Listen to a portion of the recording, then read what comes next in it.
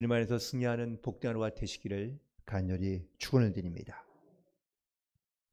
다윗이 왕궁에 살고 있지만 여호와의 궤는, 하나님의 말씀은 여전히 성전 밖에 있었습니다. 그래서 다윗이 성전 밖에 있는 하나님의 말씀을, 언약궤를 자기의 성전 아래 들어오고, 혹은 말씀이 있는 성전을 지어서 하나님께 영광을 돌리기로 결심을 합니다.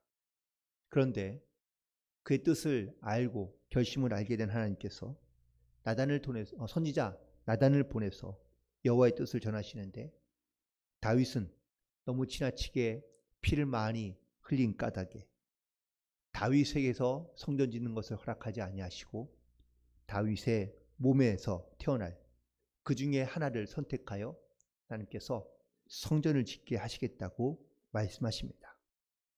그리고 그에게 이어서 말씀하시기를 성전을 짓고 나면 다윗의 자손이, 또한 그의 나라가 바로 더욱더 영원히 강하게 만들고 하나님의 약속을 이어갈 수 있도록, 그래서 그 약속의 말씀을 거둬들이지 않겠다고 말씀하십니다.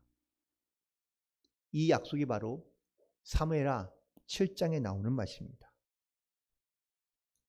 이것을 통해 다윗은 성전을 짓겠다는 마음 하나로 다윗은 하나님과 큰 언약을 맺게 됩니다.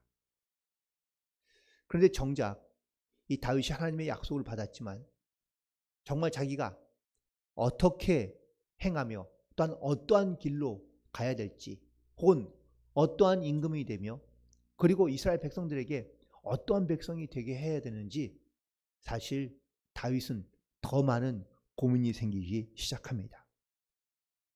즉, 자기의 나라를 만들어가는 것이 아니라 하나님의 나라와 하나님의 백성으로 만들어가는 것이 이제 다윗의 큰 소망이 되었기 때문입니다. 오늘 시편 101편에 있는 이 말씀, 오늘 다윗의 시라고만 기록되어져 있지만 바로 이 안에 있는 매우 중요한 핵심적인 결단과 이 다윗의 결심은, 하나님, 나는 이러한 나라를 다스리는 왕이 되겠습니다.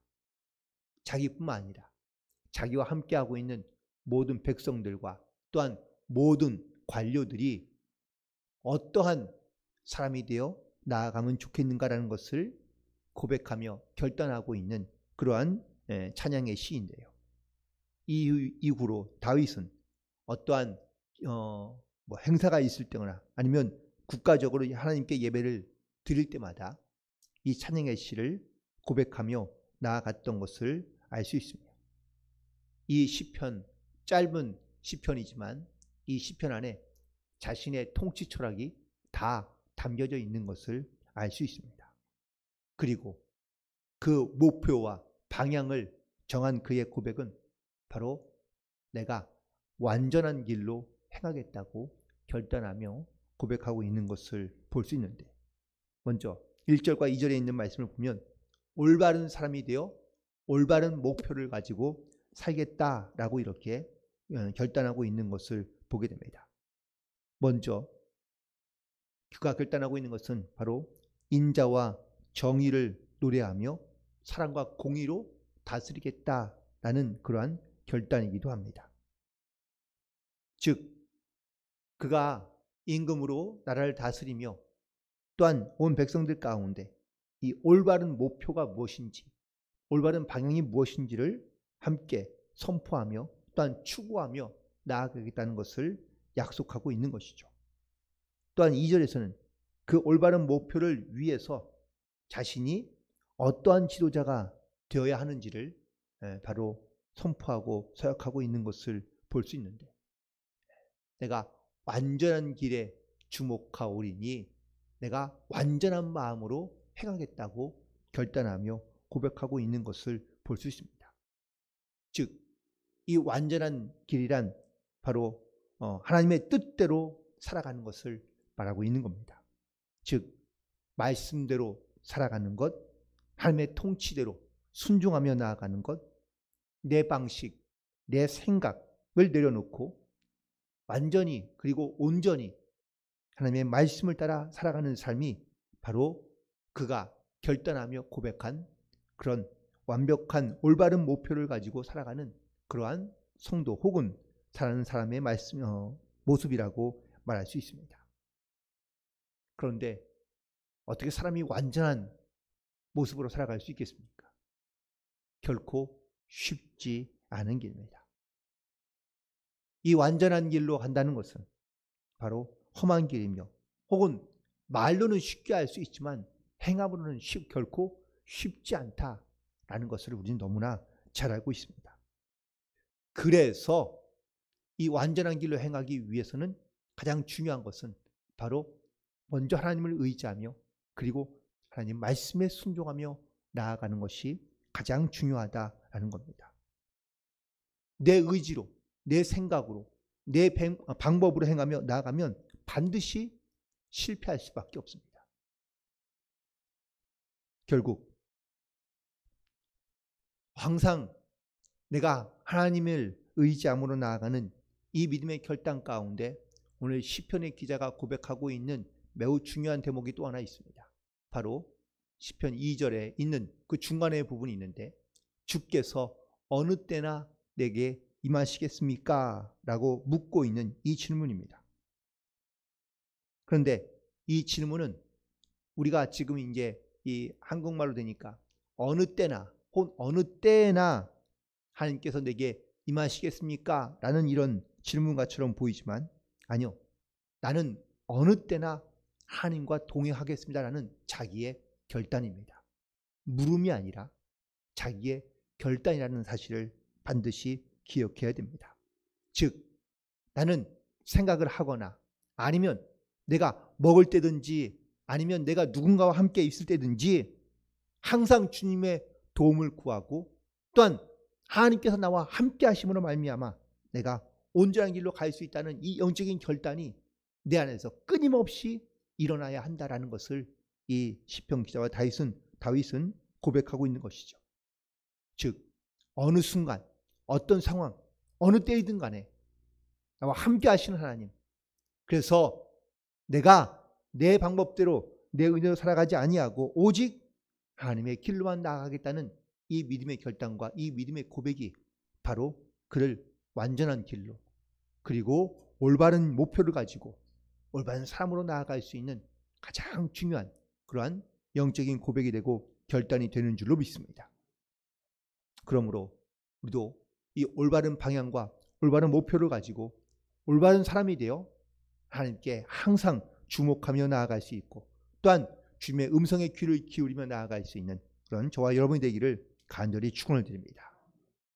두 번째는 바로 이 올바른 목표를 세웠으면 올바른 일을 행하며 나아가야 한다는 것을 말하고 있습니다. 3절과 4절에 있는 말씀에 보면 여기에 있는 주제는 바로 내가 무엇을 해야 하는지 어떠한 일을 해야 하는지 이에 대하여 결단하고 있는 것을 볼 수 있는데요. 3절에서는 첫 번째 비천한 것을 내 눈앞에 두지 않겠다고 말하고 있습니다. 다시 말하면 소중하지 않은 것 그리고 하나님이 정말 기뻐하지 않는 것에는 내가 관심을 두지 않으며 매달리지 않겠다라는 뜻입니다. 우리는 살아가면서 하나님이 기뻐하시는 것보다 우리는 세상에서 필요한 것들을 너무 의지하며 또한 거기에 매달려 살아가는 경우들이 많이 있습니다. 그러므로 이 시편 기자는 하나님께서 기뻐하시는 일 또한 자기 눈에 보기에 좋은 것을 따라가는 것이 아니라 주님 보시기에 기뻐하는 것이 무엇인지를 행하며 나아가겠다는 믿음의 결단 가운데 나아가고 있으며 또한 배도자들의 행위 즉 하나님의 뜻을 따르지 않는 자들의 행위를 따라 내가 그들을 따라가지 않고 또한 거기에 빠지지 않겠다고 결단하고 있는 것을 볼 수 있습니다. 항상 우리가 내 주변에서 역시 하나님을 온전히 따르며 그리고 하나님의 뜻대로 순종하는 사람들과 함께 동행하는 삶을 살아갈 수 있게 되기를 간절히 소망합니다. 자꾸 내 주변에 하나님과 멀리하는 사람 혹은 또 하나님을 가까이 하지 않는 그런 사람들과 함께 있는 것이 아니라 항상 하나님의 뜻을 따르며 하나님의 말씀 가운데 행하며 나아갈 수 있는 그러한 믿음의 결단 가운데 나아가는 성도가 되기를 간절히 소망하며 4절에 있는 말씀을 보니까 사악한 마음을 갖지 않는데 이 사악한 마음은 바로 바르지 않는 일을 또한 계속해서 고집하고 또한 그 일을 행하고자 하는 그러한 열망 가운데 빠져 있는 것을 말하고 있습니다. 이런 사악한 마음을 나에게서 떠나게 하며 그리고 악한 일을 내가 알지 않겠다고 결단하고 있는 것을 보게 됩니다. 항상 우리의 주변 우리는요 이 영적으로 이 악한 마음과 선한 마음이 있어 항상 여기에 대해서 우리는 이렇게 좀 서로 싸우고 있는 것을 느낄 수 있습니다.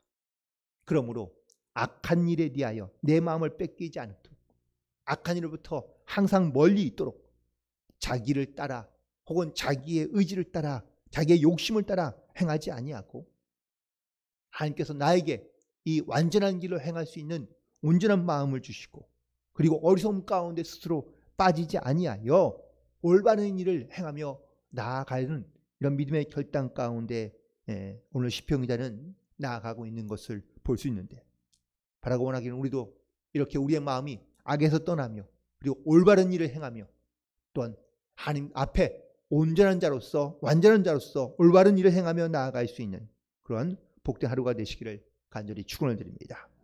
그리고 세 번째는 그와 함께하고 있는 모든 동역자들에 대한 이야기입니다.